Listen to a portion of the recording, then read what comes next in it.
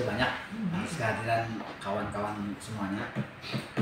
Kami ini tersanjung di awal tahun kita bisa bertemu, kan seharusnya nih Pak Bidi Bupati yang didatangi nih bukan kami asisten tapi karena sudah masuk ke ruangan sini, apa yang kami tahu kami sampaikan sebatas yang kami laksanakan sekarang.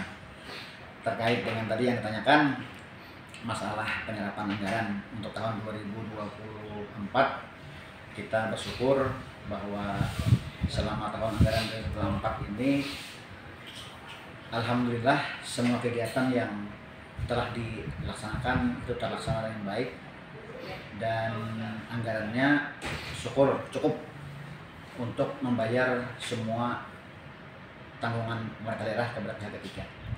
Walaupun secara keseluruhan pendapatan daerah kita itu tidak tercapai, namun karena ada beberapa kegiatan yang bisa diefisiensi sehingga bisa dibayarkan semua kegiatan.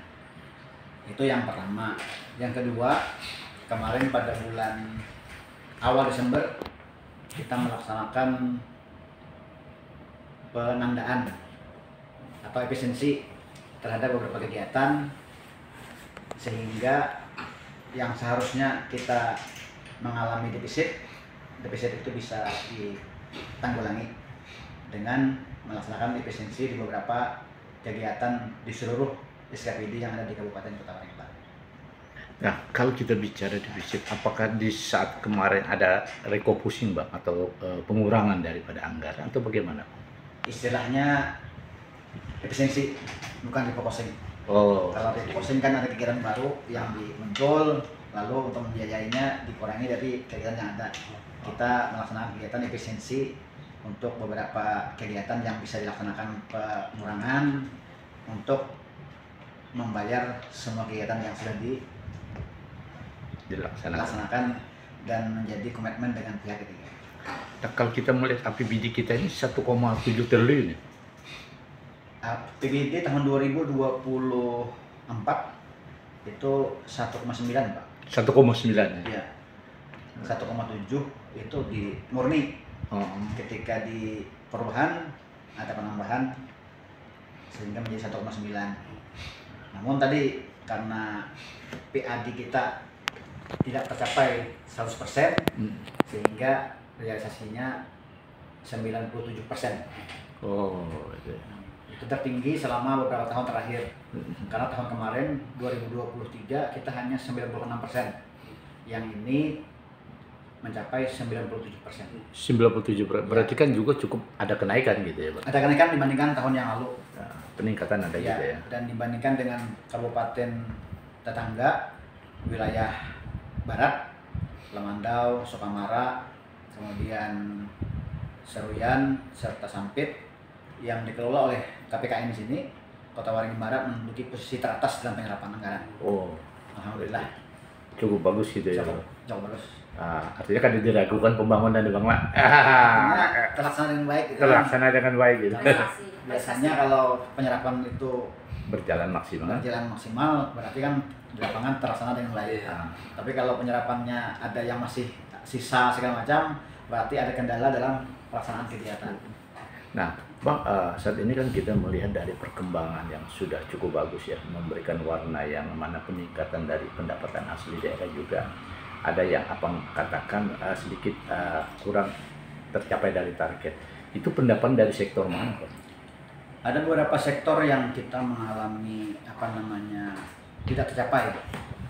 Misalnya seperti MBLB, mineral bukan logam itu, pajak, terus terkait dengan izin bangunan gedung yang dulu namanya EMB, serta sarang burung walet. Jadi sektor-sektor itu yang sangat susah untuk merealisasikan pencapaian. Tetapi kita menduga bahwa memang target yang ditetapkan itu terlalu tinggi. Contohnya seperti misalnya izin bangun gedung itu kita targetnya sekitar 8 miliar. Tetapi selama beberapa tahun terakhir ini capaiannya itu maksimal hanya 2,3 miliar.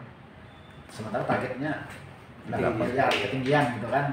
Nah itu mungkin ke depan nanti akan dibahas lagi lah tersendiri untuk tim pendapatan ini. Bagaimana sih sebenarnya untuk menetapkan target yang agak rasional. Karena dari petunjuk BPK wilayah Kalimantan Tengah, kita diminta untuk meninjau kembali penetapan target-target itu disesuaikan dengan potensi dan studi Kelayakan ya. potensi yang ada. Potensi yang ada. Nah, kalau kita melihat dari program perencanaan kan paling tidak kan sudah maksimal dengan arahan sasaran yang mana itu harus didapatkan dengan target itu kan. Tapi kan yang menjadi kendala apakah perencanaannya atau bagaimana ini, Pak? Memang kan kita terlanjur perencanaan dari dulu agak tinggi untuk hal itu. Tetapi dulu PMB itu ada namanya izin gangguan HO. Jadi ketika HO ini dihilangkan, targetnya tetap seperti semula. Seharusnya kan ketika HO itu sudah dihapus, target HO juga harus dikurangi ya. Tetapi ternyata masih terbawa di dalam rumpun satu-kesatuan izin itu. Nah, terus lagi nanti untuk tahun 2025 kita diminta untuk tidak mengenakan pajak terhadap rumah sederhana. Berarti prasejahtera Nanti atau rumah otomatis miskin? itu akan turun lagi nanti. Jadi KPR BTN yang tipe 36 itu lagi akan kena pajak. Hanya tipe yang di atas, mungkin apa 5 yang di atas. Nah, itu yang izin. Nah, ini juga